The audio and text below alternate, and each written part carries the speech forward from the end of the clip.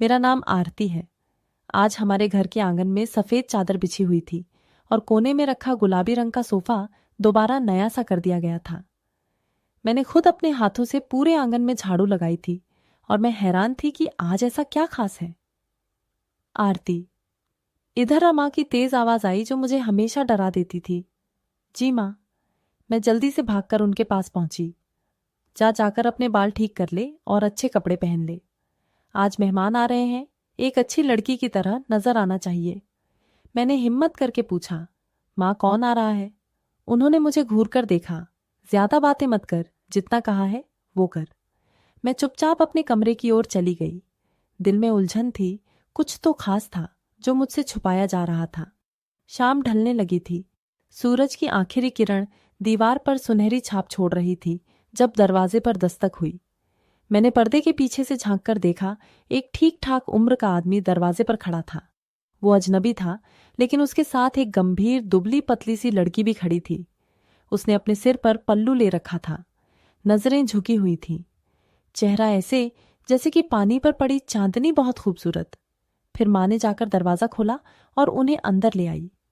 ये सीमा है, उन्होंने मुझे बताया और उसे अंदर लाकर चली गई। मैं वहीं जमी रह गई। सीमा ये कौन है? और इतनी छोटी उम्र की लड़की यहां क्या कर रही है? कुछ देर बाद माँ ने मुझे बुलाया। आरती, जाकर सीमा को कमरा दिखा दो, अब यही तेरी भाभी है। भाभी, ये सुनते ही मेरे कदम वहीं जम गए, मगर कब और कैसे मुझे तो कुछ पता ही नहीं चला। माँ ने मेरे 50 साल के भाई की शादी रहस्यमय तरीके से एक अनाथ लड़की से कर दी थी, जिसे वो एक नेक काम समझ रही थी।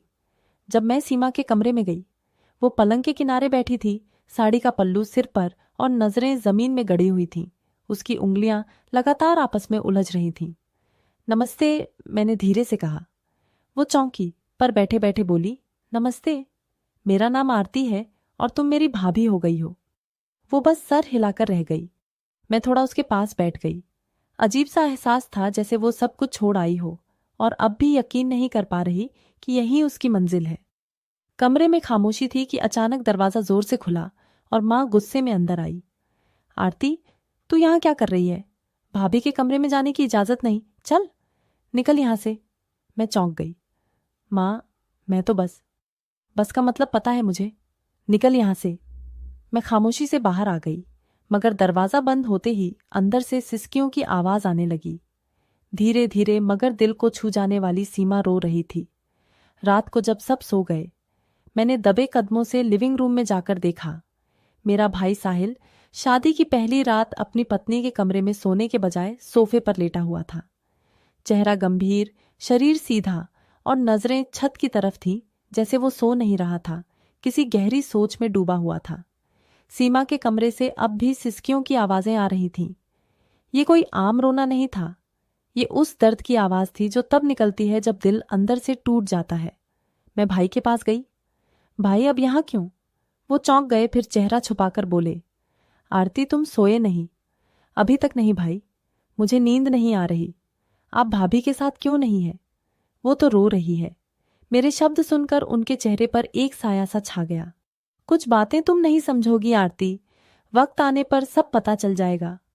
वो करवट बदलकर चुप हो गए। मैं सदमे में खड़ी थी, फिर अपने कमरे में लौट आई, लेकिन दिल में तूफान चल रहा था। सुबह की ठंडी हवा खिड़की के पर्दे हिला रही थी। पूजा के समय एक अजीब सी खामोशी और बोझ घर में महसूस हो रहा था। घड़ी में 7 बज रहे थे। नींद तो जैसे रात से ही रूठ गई थी, लेकिन शरीर में थकावट बाकी थी। दरवाजा खोलकर बाहर निकली तो किचन से बर्तनों की हल्की आवाज आ रही थी। मैं किचन के दरवाजे तक पहुंची और अंदर का दृश्य देखकर दिल थम गया। सीमा चुपचाप चूल्हे के सामने खड़ी नाश्ता बना रही थी। उसके चेहरे पर शादी वाली कोई रौनक नहीं थी, बल्कि आंखों के नीचे हल्की सूजन और दर्द झलक रहा था। मैं धीरे से आगे बढ़ी। भाभी, आप आराम कर लेती, मैं नाश्ता बना देती। उन्होंने मेरी तरफ देखा और धीरे से मुस्कुराकर कहा, नहीं आरती, सबको वक्त पर नाश्ता मिल जाना चाहिए। उनकी आवाज में नमी थी जो दर्द में होती है। ना कोई शिकायत, ना कोई गिला, बस खामोशी और जिम्मेदारी। तभी माँ किचन में आई, आंखों में गुस्सा और माथे पर बल। इतनी देर लगा दी, सब भूखे बैठे हैं और तू अब तक नाश्ता बना रही है। सीमा ने नजरें झुका ली। बस हो गया माँ, अभी लेकर आती हूँ। ज्यादा जुबान मत चलाया कर, मैंने पहले ही कहा है वक्त पर सब कुछ हो जाना चाहिए। मैंने माँ की तरफ देखा। माँ भाभी अकेली हैं, थोड़ा वक्त तो लगेगा ना। माँ ने मुझे तेज नजरों से घूरा। अब तू भी यहां सिखाने लगी है मुझे, चल हट यहां से। मैं चुप हो गई मगर दिल अंदर से तड़प रहा था। भाई टेबल पर बैठे थे, उदास चेहरा, झुकी नजरें और खामोश जुबान। भाई जो कभी माँ के हर फैसले पर बहस किया करते थे, आज एक हारे हुए इंसान की तरह बैठे थे। सीमा ने नाश्ता टेबल पर रखा, फिर चुपचाप एक और खड़ी हो गई। ना किसी ने धन्यवाद कहा, ना किसी ने नजर उठाकर देखा, ना कोई तारीफ की। कई दिन गुजर चुके थे मगर घर में माहौल नहीं बदल रहा था। मैंने ध्यान दिया कि सीमा दिन बा दिन चुपचाप रहती और थकी हुई सी सो रही थी। उसकी बातें पहले ही सुनाई नहीं देती थीं। अब तो चेहरे के एक्सप्रेशन भी जैसे बेजान होते जा रहे थे। मेरे भाई साहिल का रवैया भी अब कुछ हद तक बदला हुआ था। वो घर में होते हुए भी किसी कोने में चुपचाप बैठे रहते। ना वो भाभी से बात करते, ना किसी और से। सबसे अजीब बात, वो आज तक कभी भाभी के कमरे में नहीं गए थे। शादी को 3 हफ्ते हो चुके थे, लेकिन वो हर रात कभी लॉन्च के सोफे पर सोते तो कभी पापा के कमरे में एक तरफ पड़ी चारपाई पर। एक शाम मैंने माँ से धीरे से पूछा, भाई भाभी के साथ कमरे में क्यों नहीं सोते? माँ ने गुस्से से मेरी तरफ देखा। तुम्हें हर बात में टांग अड़ाने की आदत है। ये उनका आपस का मामला है, तुम्हें फिक्र करने की जरूरत नहीं। मैं चुप हो गई मगर दिल की बेचैनी कम ना हुई। रात के वक्त मैं लॉन से गुजरी तो भाई ने पुराने सोफे पर लेटकर कब्जा जमा रखा था। कंबल भी आधा अधूरा सा ओढ़ा था, चेहरे पर उलझन के आसार थे। मैं कुछ कहने लगी, फिर रुक गई। इस वक्त भाभी का कमरा मेरी नजर के सामने आया। दरवाजा आधा खुला था और कमरे के अंदर से धीमी रोशनी दिख रही थी। सीमा तकिए से टेक लगाए एक कप चाय थामे बैठी थी। उसकी आंखें थकी थीं, जैसे नींद उसके दरवाजे से वापस लौट जाती हो। अगले दिन माँ ने उसे किचन में बुलाया। सुन ना, आज दोपहर को आंगन की सफाई कर ले और पर्दे भी धो लेना। शाम को कुछ मेहमान आ सकते हैं। सीमा ने अपना सर हिला दिया। और सुन, खिचड़ी भी बना देना नानी के लिए, उसके लिए अलग, तेल कम डालकर, और आटा भी गूंथना है। मैं सुन रही थी, दिल में कई सवाल पैदा हो रहे थे। क्या ये सब काम एक अकेली नई दुल्हन के लिए ठीक है? कोई आराम, कोई नरमी, कोई एहसास, कुछ भी तो नहीं उसे दिया जा रहा था। लेकिन अब उसके लिए ये सब आम बात बन चुकी थी। जैसे सीमा घर की बहू नहीं, एक नौकरानी हो जिसे नरमी की नहीं, सिर्फ आदेश देने के लिए रखा गया हो। और मेरा भाई, उसकी खामोशी अब सिर्फ उलझन नहीं, एक पहेली बन चुकी थी। जैसे वह कुछ जानता हो लेकिन कहने से बच रहा हो। वो रात बाकी रातों से अलग थी। घर के अंदर एक अजीब सा तनाव महसूस हो रहा था, जैसे हवा में कोई घुटन सी भर गई हो। सीमा ने रात का खाना तैयार किया, सबके सामने रखा और फिर किचन में चली गई। मैंने उसके चेहरे पर थकान के साथ साथ उदासी की गहरी लकीर देखी, जो दिन पर दिन और ज्यादा बढ़ती जा रही थी। मैं भी खामोशी से अपने कमरे में चली गई, लेकिन मन उलझा हुआ था। कुछ देर बाद अचानक घर के अंदर जोर जोर से आवाजें गूंजने लगीं। माँ के कमरे से साहिल भाई की बुलंद आवाज सुनाई दी, जो पहले कभी इतनी तेज नहीं सुनी थी। आखिर कब तक माँ? कब तक आप मुझे उसके कमरे से दूर रखेंगी? मैं शादीशुदा हूं, मेरा अधिकार है उसके साथ रहना, उसके साथ जीना। माँ की आवाज भी बुलंद हो गई। जुबान संभाल कर बात कर अपनी माँ से। वह जुबान चलाने लगा है। तू नहीं जानता तेरे लिए क्या बेहतर है और क्या नहीं। मैं जो कर रही हूं तेरे फायदे के लिए कर रही हूं। फायदा? कौन सा फायदा माँ? पत्नी से दूर रहना भी कोई फायदा होता है? आपने जबरदस्ती मुझे शादी में धकेला, और अब जबकि मैं उसके साथ जीना चाहता हूं तो आप मुझे रोकती है। जुबान बंद कर ले। तू कुछ नहीं जानता। तेरे साथ जो मुश्किल है उसे जानने की अक्ल भी नहीं है तुझमें। मैं घबराकर दरवाजे के पास गई। दिल जोर जोर से धड़कने लगा। उनकी बातचीत एक ऐसी हकीकत की तरफ इशारा कर रही थी जिसका मुझे कभी अंदाजा भी नहीं था। भाई की आवाज गुस्से से भरी थी और माँ के लहजे में साफ तौर पर दबदबा था, जिससे हम सब बचपन से ही डरते आए थे। माँ, आप मेरी जिंदगी के फैसले कर रही हैं, लेकिन मेरी पत्नी की जिंदगी बर्बाद हो रही है। वो दिन रात काम करती है, एक शब्द नहीं बोलती, और आप उस पर हुक्म चलाती है जैसे कि वो नौकरानी हो। तो उसके लिए बोलेंगे तू, मैंने एक अनाथ लड़की को इस घर में जगा दी और तू आज मेरे खिलाफ उसका साथ दे रहा है। जी, अगर इंसाफ का साथ देना बगावत है तो हाँ हूं, मैं बागी। मैं अंदर तक कांप गई। वो लम्हा था जब मेरे भाई की खामोशी पहली बार टूटी थी। वो अब भी लॉन्च के सोफे पर सोता था, लेकिन उस रात उसकी आवाज ने हमारे घर की दीवारों को हिलाकर रख दिया था। मैं दरवाजे से हटने ही वाली थी कि पीछे से एक जोरदार झटका महसूस हुआ। दरवाजा खुला और मां मेरे सामने खड़ी थी। उनकी आंखों में तूफान था। वो पल भर के लिए कुछ नहीं बोली, सिर्फ मेरी आंखों में घूरती रही। तू हमारी बातें सुन रही थी। उनका लहजा जहरीला हो चुका था। मैं बस गुजर रही थी मां, मैंने हकलाते हुए कहा, लेकिन मैं अपनी बात पूरी कह भी नहीं पाई थी कि उन्होंने उससे पहले ही एक जोरदार थप्पड़ मेरे गाल पर जड़ दिया। मेरी आंखों के आगे अंधेरा सा छा गया, दिल धक से रह गया और मैं एकदम पीछे हट गई। खबरदार जो दोबारा मेरे कमरे के आसपास भी भटकी। तेरी अकल अब तेरे काबू से बाहर होती जा रही है। अपने कमरे में जा और जो कुछ सुना है उसे अपने दिमाग से निकाल दे, वरना ये जुबान खींचकर बाहर निकाल दूंगी। मेरे होंठ सूख गए, आंखों में आंसू आ गए, मगर जुबान कड़क हो गई। दिल चाहा कि पूछूं मां, आखिर क्या छुपा रही हो? क्यों इतनी सख्त हो गई हो? मगर मैं चुप रही। मैं खामोशी से अपने कमरे में आ गई। आईने के सामने खड़ी होकर गाल पर हाथ रखा। वो लाल हो चुका था, मगर दिल की चोट उससे कहीं ज्यादा गहरी थी। मेरे मन में सच्चाई की तलाश की आग भड़कने लगी थी। मैं बिस्तर पर लेटी थी, आंखों में नींद नहीं थी, सिर्फ सवाल थे। हर सवाल के पीछे मां का चेहरा था, बिना किसी भाव का और कुछ छुपता हुआ चेहरा। कुछ दिन खामोशी से गुजर गए, लेकिन घर का माहौल वैसे का वैसा ही रहा। मां का रवैया अब और ज्यादा सख्त हो चुका था और भाई पूरी तरह से खामोशी में डूब गया था। लेकिन अब भाभी की हालत कमजोर होती जा रही थी। मैंने पहली बार उसकी रंगत पर गौर किया। वो चमकता चेहरा जो पहली मुलाकात में मासूम रोशनी से भरा था, अब पीला पड़ चुका था। एक दिन जब मैं किचन में दाखिल हुई, वो वहां खड़ी थी। गैस का चूल्हा ऑन था और वो हल्की सी खांसी के साथ बर्तन धो रही थी। उसके हाथ कांप रहे थे। भाभी आप ठीक हैं? मैंने फिक्र से पूछा। कुछ क्षणों के बाद उन्होंने मुस्कुराने की कोशिश की। हाँ, बस थोड़ी थकान है। आप डॉक्टर के पास चलिए, मैं ले चलती हूँ। नहीं आरती, सब काम पड़े रहेंगे फिर ऐसे ही, और तुम्हारी माँ नाराज हो जाएगी। मैं ठीक हूं। उसकी आवाज में कमजोरी साफ झलक रही थी, मगर वो हमेशा की तरह सब्र की मूरत बनी रही। उस रात जब सब सो गए, मैं अपने कमरे से निकली तो देखा लाउंज में कालीन पर बैठी वो करवटें बदल रही थी। आंखें बंद किए हुए थी। मैं तेजी से उसकी तरफ बढ़ी। भाभी क्या हुआ? बस सर में दर्द हो रहा है, शायद काम का बोझ ज्यादा है। ये ज्यादती नहीं, ये ज्यादती की सजा है। जो तुम झेल रही हो, मेरे होठों से अचानक निकल गया। वह कुछ नहीं बोली, सिर्फ आंखें बंद रखी। मैंने उनका हाथ थामा, वो बर्फ की तरह ठंडा था। कल हम डॉक्टर के पास चलेंगे, अब तुम और बर्दाश्त नहीं करोगी।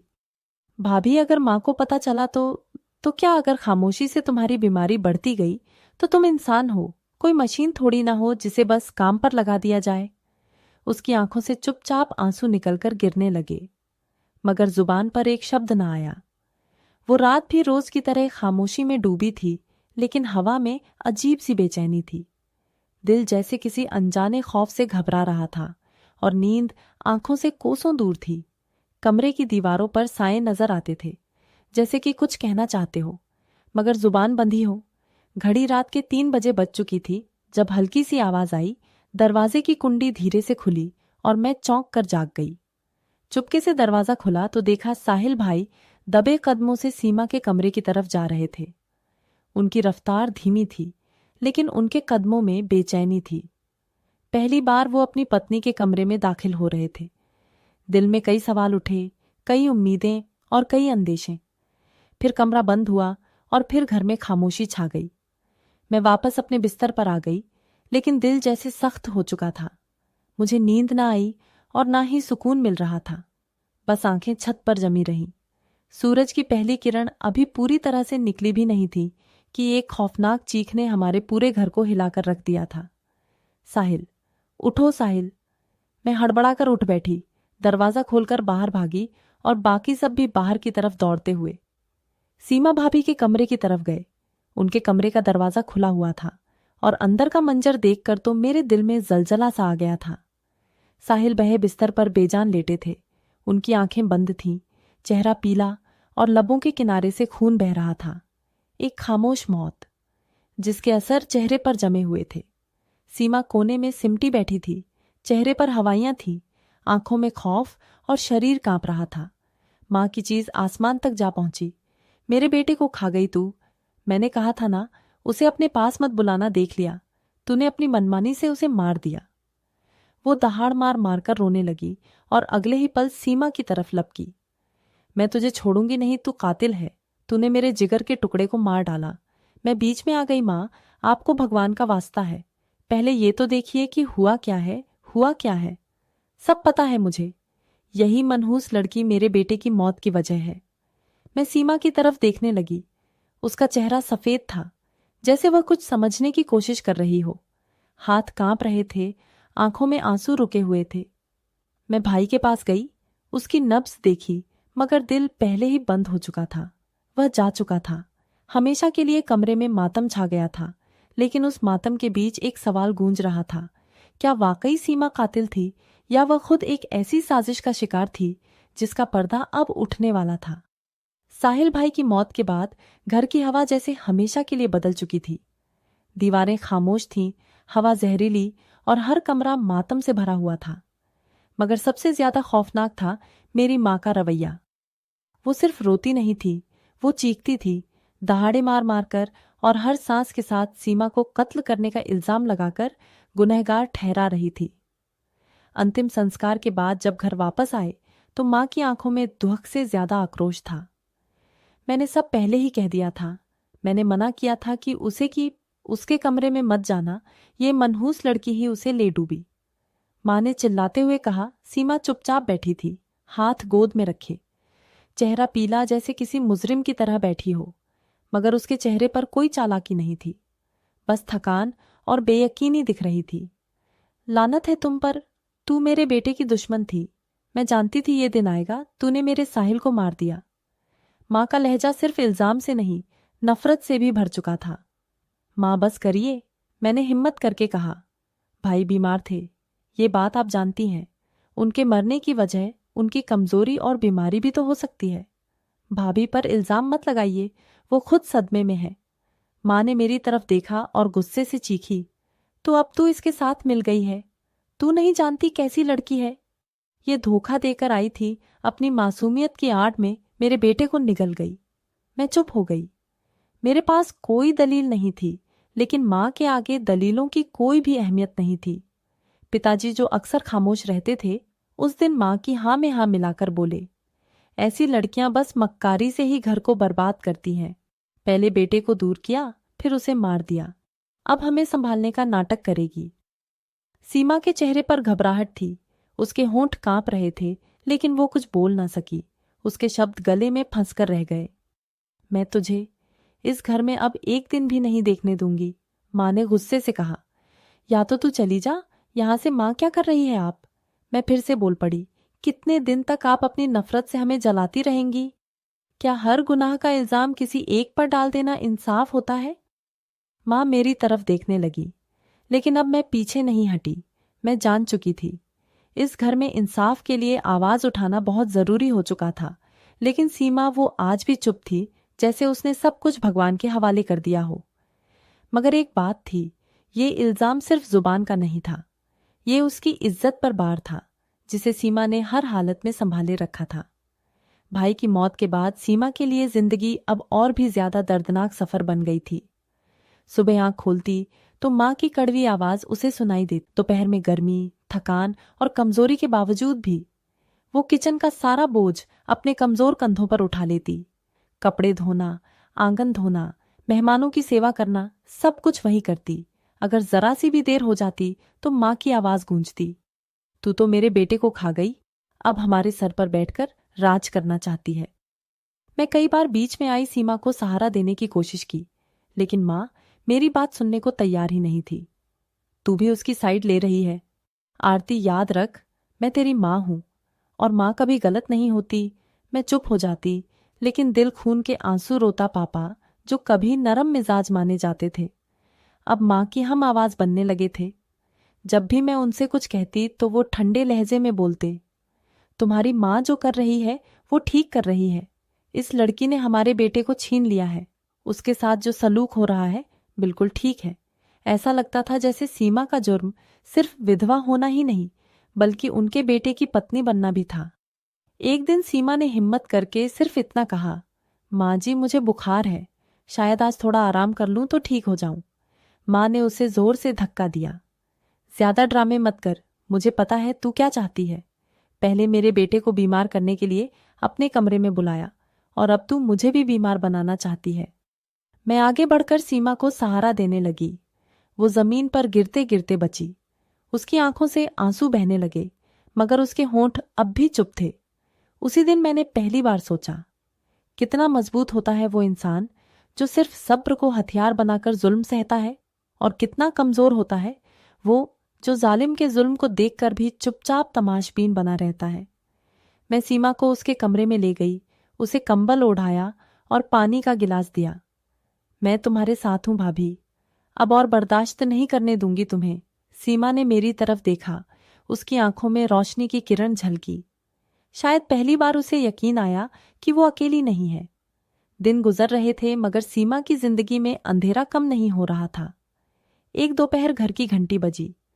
मैं दरवाजे पर गई तो देखा 3 औरतें खड़ी थीं, हाथों में मिठाई के डिब्बे लिए, चेहरे पर नम्रता। नमस्ते बेटी, हम मोहल्ले से ही हैं, तुम्हारी भाभी के बारे में सुनकर आए थे।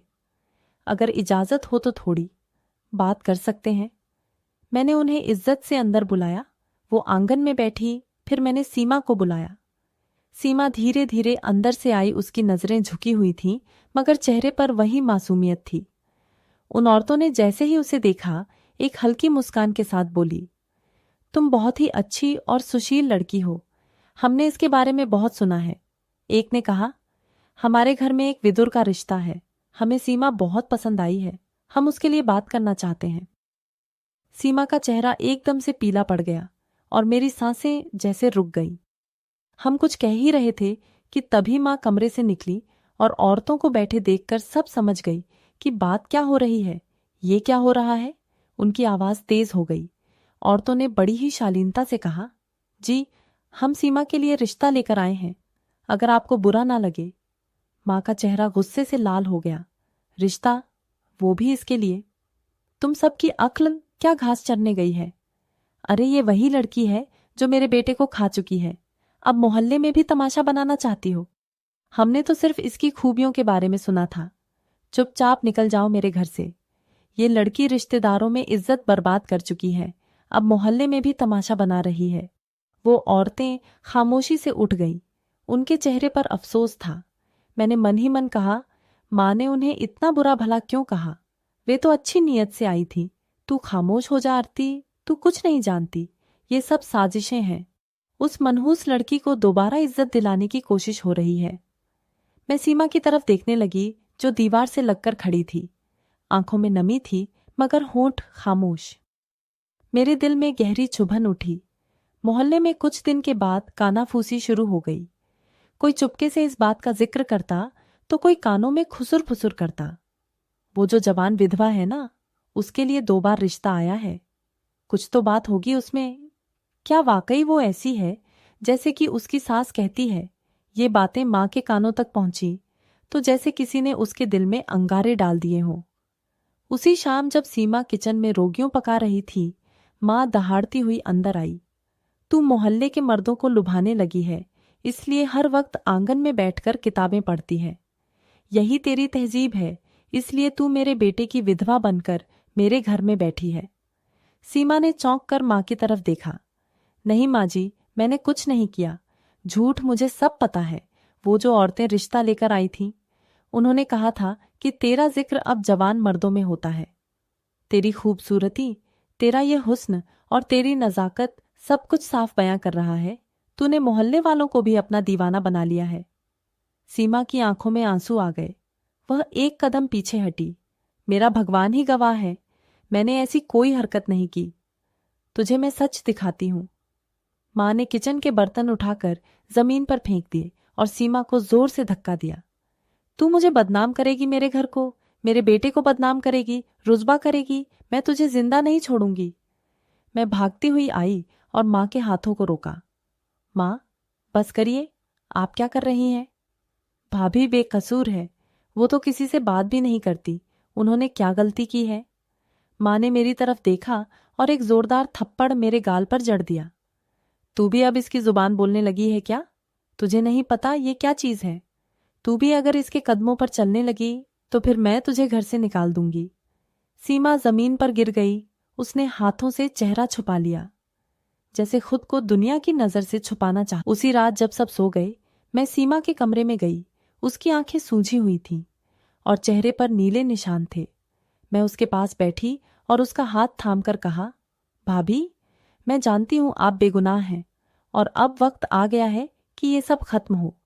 सीमा ने मेरी तरफ देखा। खामोशी से उसकी आंखों में एक थका हुआ हौसला था, जैसे कि उसने फैसला कर लिया हो कि अब या तो वो ये सब सहना बंद कर देगी या फिर पूरी तरह से खत्म हो जाएगी। अगली सुबह मैंने देखा कि सीमा आंगन में बैठकर सब्जी काट रही थी। उसके हाथ कांप रहे थे और माथे पर पसीना था। माँ रोज की तरह किचन में ऊंची आवाज में बोल रही थी, नाश्ता अब तक तैयार नहीं किया, क्या मर गई हो? मैं दौड़कर सीमा के पास गई। भाभी, आप आराम करें, मैं नाश्ता बना देती हूँ। वो बोलने ही वाली थी कि माँ वहां पहुंच गई। क्या अब यह नौकरी भी तू करेगी? बड़ी आई वकील बनने, मैंने पहली बार उनकी तरफ नजरें जमाकर कहा। जी हाँ करूंगी, क्योंकि अब यह जुल्म नहीं सहने दूंगी। मैं उसे सीमा इंसान है, कोई कैदी नहीं। माँ की आंखें फैल गई। क्या कहा तूने? तू अब मुझसे जुबान लड़ाएगी? माँ, मैं बहुत बर्दाश्त कर चुकी हूं। मैंने आपकी हर बात मान ली, लेकिन आज नहीं। आपको कोई अधिकार नहीं है कि आप सीमा पर इतना जुल्म करें। भाई की मौत का गम सबको है, लेकिन इसका इल्जाम किसी बेकसूर पर डाल देना नाइंसाफी है। बस कर एक शब्द और निकला तो समझ ले, तो फिर क्या करेंगी?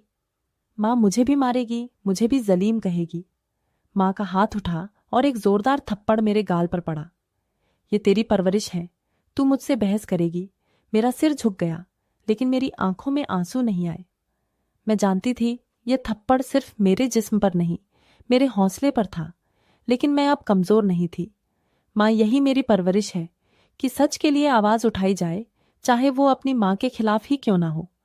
पापा जो पास में ही बैठे थे, वो भी ये सब देख रहे थे, मगर हमेशा की तरह वो खामोश रहे। उनकी खामोशियां मुझे काटने लगी थीं। वो सिर्फ माँ के इशारों पर नाचने वाले बन चुके थे, या फिर उनकी आवाज भी अब दब चुकी थी। मैंने सीमा का हाथ पकड़कर उसे अंदर ले जाकर कमरे का दरवाजा बंद कर दिया। अब बहुत हो गया, अगर अब आप भी चुप रही तो ये सब कभी खत्म नहीं होगा। सीमा ने मेरी तरफ देखा। उसकी आंखों में नमी थी, लेकिन उसके होठों पर पहली बार एक छोटी सी मुस्कान थी। तुमने मेरी खातिर अपनी माँ के खिलाफ आवाज उठाई, आरती, अब मैं चुप नहीं रहूंगी। उस पल मुझे लगा जैसे पहली बार सीमा ने खुद को कैद से आजाद महसूस किया हो, और मैंने पहली बार खुद को एक बगावत का हिस्सा बनते देखा हो।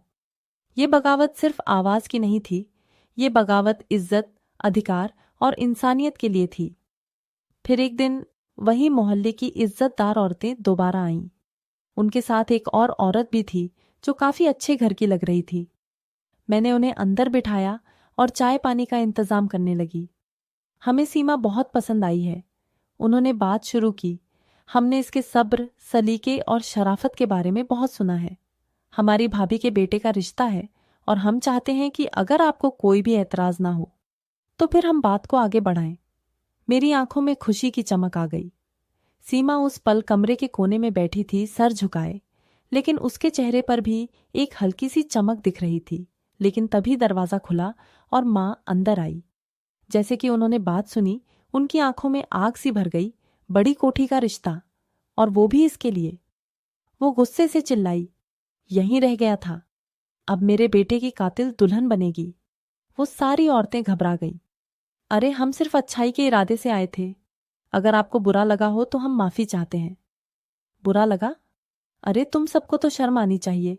ये लड़की मेरे बेटे को खा गई।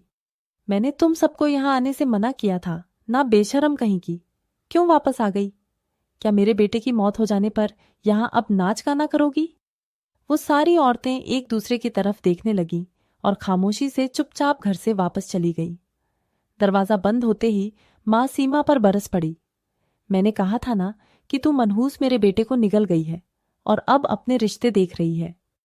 तू बस एक आफत है जो मेरे घर पर थोप दी गई है। सीमा सदमे में खड़ी थी।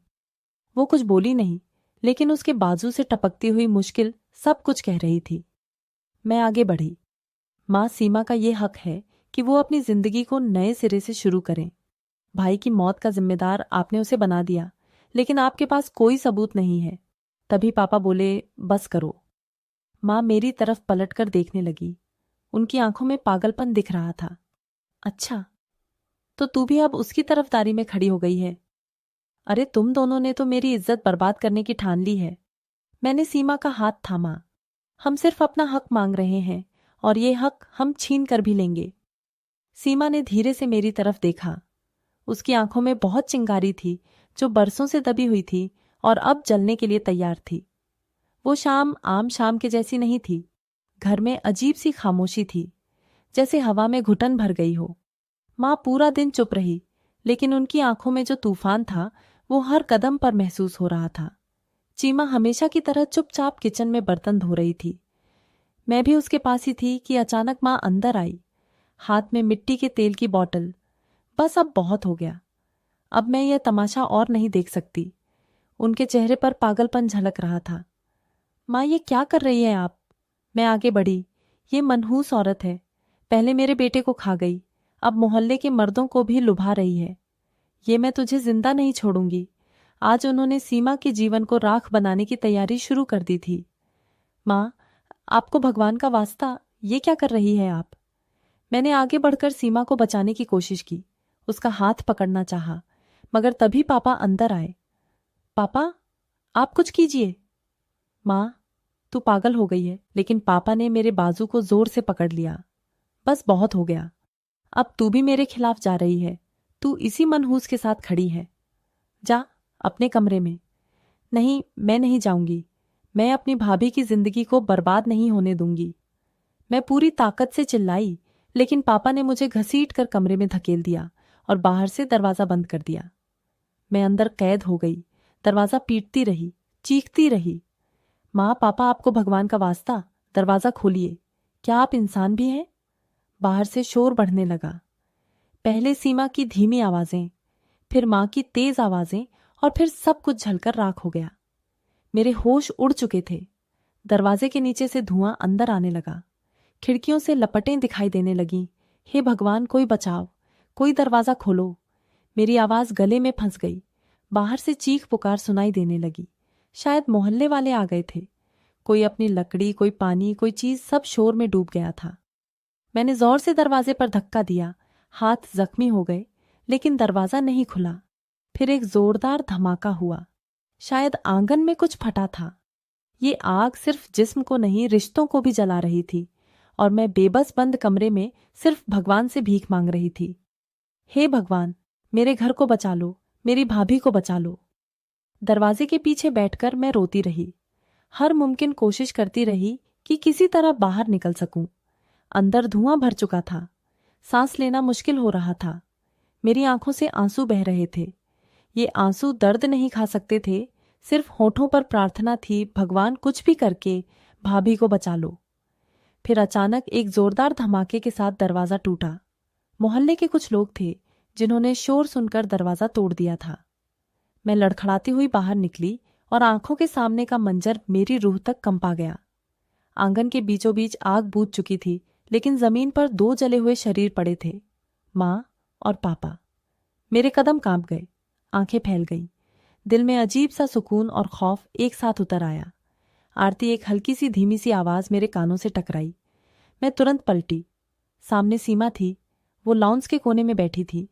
उसकी साड़ी जो कंधे पर थी पूरी तरह काली पड़ चुकी थी, मगर उसका शरीर सलामत था। मैं दौड़कर उसके पास गई। भाभी, आप ठीक हैं? वो हल्का सा मुस्कुराई। आंखों से आंसू बह निकले। मैं जिंदा हूं आरती। वो आग जो मेरे लिए लगाई गई थी वो उल्टी पड़ गई। मगर आप कैसे बच गई? कहाँ थी आप? सीमा ने अपनी नम आंखों से आसमान की तरफ देखा। मैं भगवान के आगे जाकर बैठ गई थी। जैसे ही माँ ने मुझ पर तेल फेंका, मैं पीछे हटकर कालीन के पीछे दुबक गई। फिर कुछ पलों के बाद अचानक शोले भड़क गए और वे दोनों खुद ही आग में फंस गए। ये सब एक चमत्कार है भाभी, नहीं आरती, ये चमत्कार नहीं, ये भगवान का आशीर्वाद है। जो भी उसके आगे झुकता है वो उसे लोगों की आग से बचा लेता है। मैं हर रोज भगवान से प्रार्थना करती थी कि वो मुझे इन जुल्मों से बचा ले और मेरा हक मुझे दे। भगवान ने मेरा सब्र देख लिया और मेरी प्रार्थना सुन ली। मेरी आंखों से आंसू निकल पड़े। मैंने उनका हाथ थामा। आप बहादुर हैं भाभी, भगवान ने आपको बचाकर सच को जिंदा कर दिया है। सीमा ने नजरें झुकाईं और धीरे से कहा, इस जन्म का अंजाम यही होता है। आरती जलता है वही जो दूसरों को जलाने निकलता है, और बचता है वही जो रात की तन्हाई में भी भगवान के सामने रो लेता है। उसी दिन मैंने सीखा कि बेगुनाह की आंख से बहने वाला आंसू दुनिया की सबसे बड़ी आग को भी बुझा सकता है। रात गहरी हो चुकी थी, मगर नींद जैसे कोसों दूर थी। माँ और पिताजी का अंतिम संस्कार हो चुका था। अब घर में फिजा पूरी तरह से बदल गई थी। एक अजीब सा सुकून था, मगर साथ ही ढेर सारे सवाल। मैं सीमा के कमरे में गई। उसका चेहरा थकान से चूर था, मगर अब चेहरे पर सुकून भी था। मैं धीरे से उसके पास बैठ गई। भाभी, एक बात पूछूं? उसने मेरी तरफ देखा, मुस्कुराकर सर हिलाया। भाई, शादी के बाद कभी आपके कमरे में क्यों नहीं आए? वे हमसे दूर क्यों रहे? मेरा सवाल सुनते ही सीमा की मुस्कुराहट धीरे धीरे कम हो गई। उसकी आंखों में पुरानी तकलीफ जागी और चेहरे पर खामोशी लौट आई, जो मैंने पहली बार उसकी शादी की रात देखी थी। कुछ देर चुप रही, फिर गहरी सांस लेकर बोली, आरती, तुम्हारे भैया बीमार थे। एक ऐसी बीमारी ने उन्हें जकड़ रखा था जिसका अंजाम पहले ही तय था, मौत। वे शादी के काबिल ही नहीं थे। मेरे लफ्ज सिमट गए। क्या आपको सब पता था? शादी के कुछ दिन के बाद, जब वे हर रात कमरे से बाहर सोते।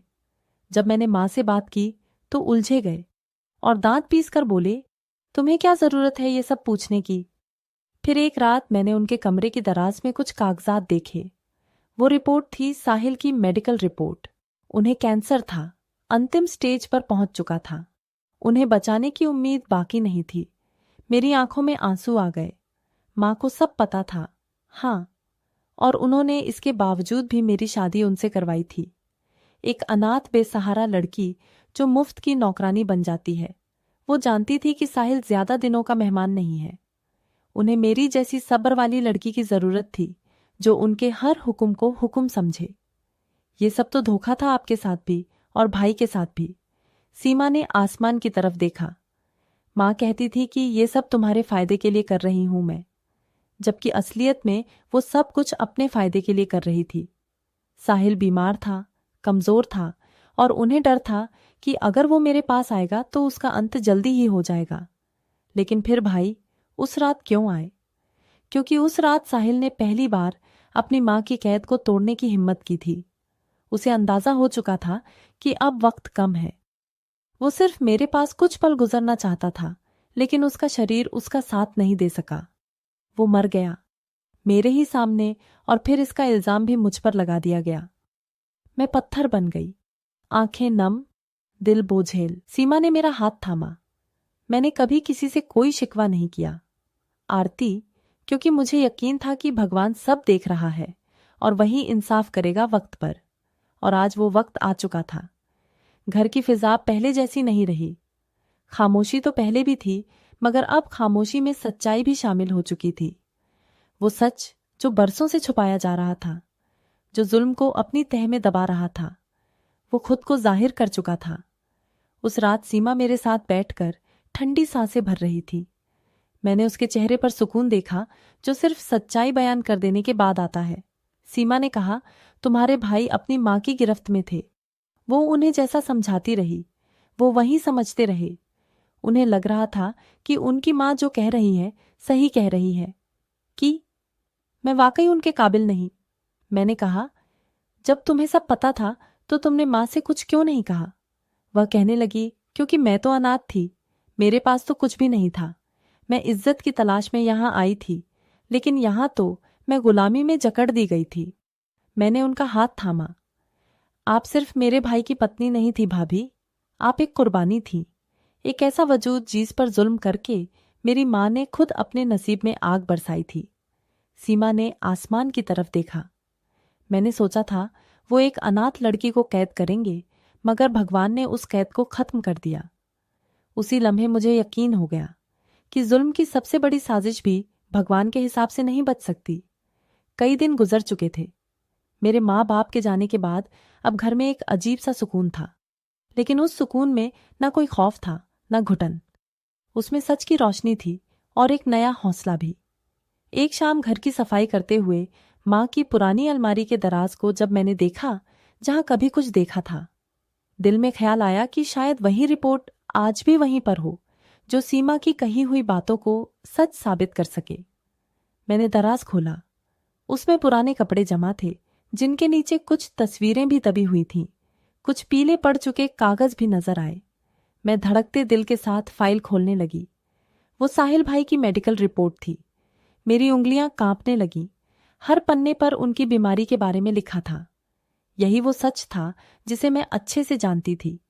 ये वो सबूत था जिसे छुपाकर उन्होंने एक बेकसूर लड़की को सूली पर चढ़ा दिया। मैंने उस फाइल को अपने सीने से लगा लिया जैसे वो मेरे भाई की शहादत की गवाही हो।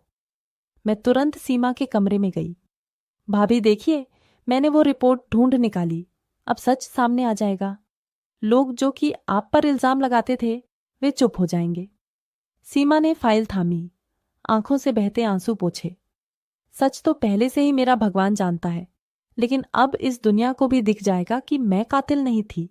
हाँ, मैं भी किसी की बेटी थी, किसी का मान थी। मैंने भाभी को सीने से लगा लिया। भाभी, अब आपका सर हमेशा ऊंचा रहेगा। आपका सब्र, आपकी खामोशी सब कुछ जीत गया। हम दोनों की आंखों से आंसू बह रहे थे, लेकिन ये आंसू दुख के नहीं थे। जो बुजुर्ग और थे और हमारे परिवार के करीबी लोग थे, उनके सामने सब कुछ रखा गया। हर किसी के चेहरे पर हैरत, शर्मिंदगी और कुछ की आंखों में दुख था। एक औरत ने धीरे से कहा, हमने सीमा पर शक किया, उस पर इल्जाम लगाया, लेकिन वो तो खुद बेचारी हालात की मारी थी।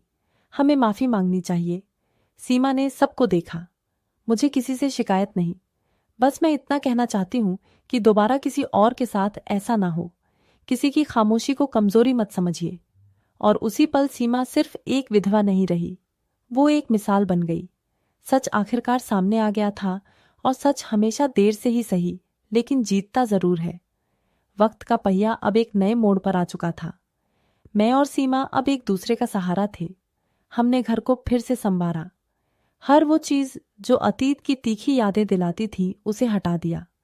सीमा ने सिलाई कढ़ाई का काम बकायदा शुरू कर दिया और मैंने अपनी पढ़ाई पूरी करने का इरादा पक्का कर लिया। हम दोनों ने अपने दिल में ये ठान लिया था कि जो दुहक हमने सही है, वह किसी और को सहने नहीं देंगे।